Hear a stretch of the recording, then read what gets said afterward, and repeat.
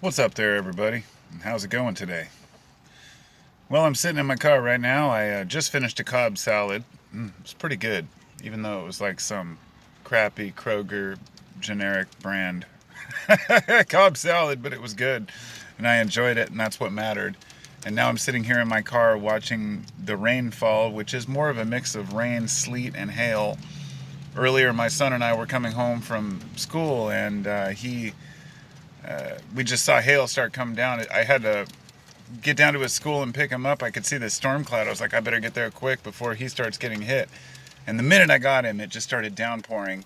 But this wasn't any hail I'm used to. This was like heavy duty hail, man. It was gnarly, and ended up with like an inch of hail deep on my street, which is, it just snowed the other day uh, in April, which is weird. But at any rate, here I am sitting in my car talking about eating a Cobb salad and getting hailed on because I'm here to talk about just life and how to cope with the general bullshit of life. Something that I've decided that I'm going to really stick with a lot more on this channel over 2022. That I've done a lot of thinking about what I want to talk about on my YouTube channel. I've tried to branch out and do other things sometimes. It doesn't usually last long. And the reason why I try to get away from the kind of self-help stuff is because I don't feel qualified. I'm not a psychiatrist. I'm not a psychologist. I'm not a guru. I'm just a guy on YouTube. And so who am I to tell people how to live their life? But I feel like some of the methods I've learned I can really share with people. And as I'm sitting down here, I'm actually in my car waiting for my son. He's in karate. He's over there at this building. It's the East-West Martial Arts building. And he has a great time. And I started this video because as I was sitting here eating my salad, I was listening to the kids because they have the doors open and I can just hear them screaming, doing their group cheers. And I thought about how excited kids get about things. My 9-year-old son wanted to do karate, and he really wanted to do it. And basically when COVID hit, we just kind of forgot about it. We're like, well, when this is over, we'll get back to it. And everybody was disappointed about everything. And we had to fulfill that obligation now, but he still was determined to do it. And I have a 12-year-old son who we wanted him to do it as well.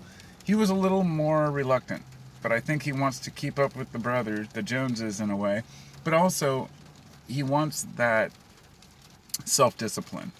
And that's what I'm going to get at in this video. I'm going to talk a little bit about self-discipline and also challenges to us as individuals and facing circumstances that we have to overcome.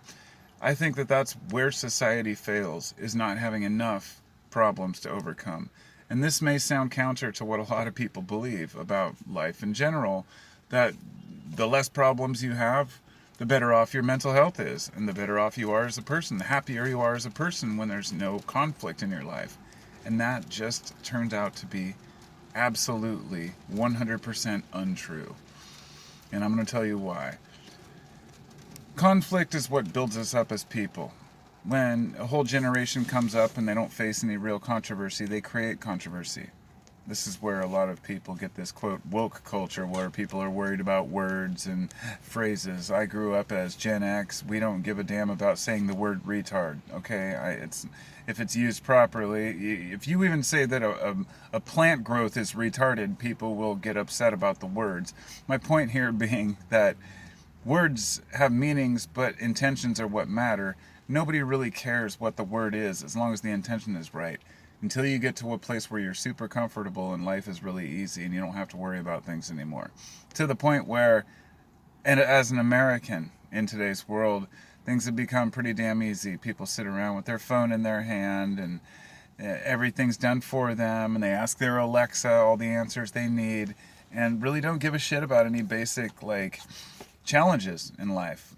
We think that going to the gym or just paying the bills is a big enough challenge.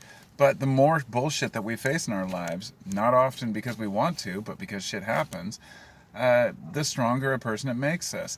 Adversity builds character, hands down. There's no way around that. And some of the most adverse people who would face some of the most adversity in their lives can be some of the most amazing, thoughtful, caring, productive people. But they can also go the opposite direction. We know this. A person who was abused, for example, when they were young, or may turn out to be an abuser themselves. But I'm not talking about that. I'm talking about positive stimuli as a child, not just as a child, but as a teen, as an adult. Putting ourselves through trials and tribulations, doing hard things. When I was around 16, 17, my mom sent me to Outward Bound. My father had passed away a couple of years back. Outward Bound is like basically an outdoor school for teenagers. And there's a couple different ones. You can pay to go to it because you want to, but sometimes it's court mandated, or people do it to try to help kids to overcome some of their bullshit. And in my case, being a 16-year-old mullet-wearing punk-ass kid, skater kid, it built some character. 2 weeks in the North Cascades with little food, heavy backpacks, doing rock climbing, hiking 10 to 15 miles a day. I remember that. I remembered that 2 weeks in my life more than anything during that period, and I thank my mom for sending me out to it. Therefore, it's the same way with making our own kids go to karate, even if they might not want to one day. But for the most part, they do. And that's the thing. Humans want a challenge. Even if we really feel like we could sit around and do nothing, and we think we could be content as kings and queens without, having servants. Some people dream of this idea of being famous and being waited on. It would be miserable. It would be miserable. And I guess that's my opinion. The reason I'm saying this is because I want people who think that would make them happy to realize that happiness is not derived from doing less. Happiness is derived from doing more, but doing the right things. And I firmly believe this. This may be my opinion.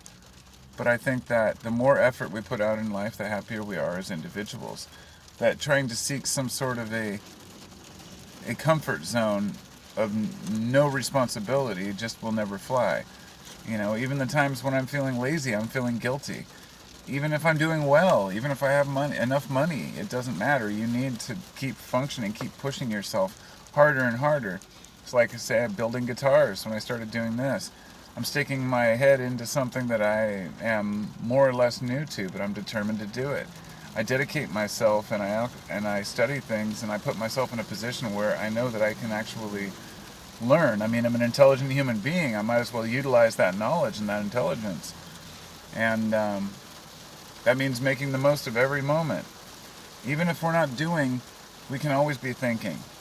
And thinking helps us to process life. And while I'm saying that, I should mention non-thinking, or meditation, if you will. Many people sit down and they have a particular meditative practice to clear their mind. I have my own particular ways of doing this, and it doesn't involve clearing my mind completely. It involves working on circuitry and guitar stuff, because I get into my zone, and being in my zone is my meditation. And to me, it's all one and the same. But to each their own, and people find what works for them. Ultimately, it's not about ever pointing the finger at other people saying this is the way things should be, but rather saying this is the way that it works for me, how does it work for you, and how can we talk about it to make sure it works better for all of us. Talk to you all next time. Have yourselves a wonderful day, and put a smile on your face.